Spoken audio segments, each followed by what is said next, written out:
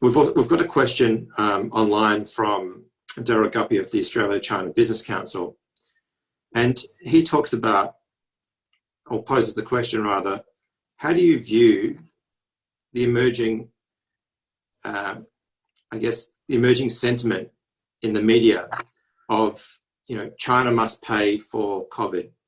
Mm-hmm. How do you see this narrative coming about in terms of US-China relations over time? What do you think it'll do? Well, it's I'm intrigued that these statements are coming out because, I studied philosophy, and the one rule in philosophy is if you are saying that X should do this, you're actually saying everybody should do it. You want to make it a universal rule. Now, consider the consequences if you make it a universal rule that if a country does damage to other countries, whether sort of intentionally or unintentionally, it must always compensate other countries. As you know, the 2008-2009 financial crisis began with the Lehman Brothers collapse in New York, right? Now, it did a tremendous amount of damage to many economies around the world. And did any Australian then suggest that, hey, the United States did a lot of damage to the world with this 2008-2009 financial crisis. We should get compensation from the United States. Nobody did, right? So the question is, and by the way, one thing I guarantee you, that there'll be many more virus attacks.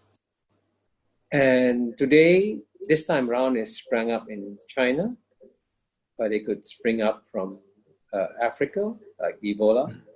It could spring up from America. So are we now establishing a principle that if you accidentally, and these viruses are not the result of any intentional actions. These are just, I'm not a scientist, I'm not a medical doctor, but they just happen, right? And what we should learn from this is that instead of being punitive to the countries that suffered it first, we should immediately help the countries that get affected first, because if we don't help them, we'll get affected by it. Now, we are actually very fortunate that at the end of the day, the Chinese, after their initial missteps, after their initial bungles, came down so hard, so tough, that they stopped it completely almost in China. And they took some very brave decisions, like locking up a province of 60 million people 2 days before Chinese New Year. Now that's amazing. I can't imagine any American politician locking down America 2 days before Thanksgiving. It's almost impossible because everybody wants to go home for Thanksgiving. But that's what China did.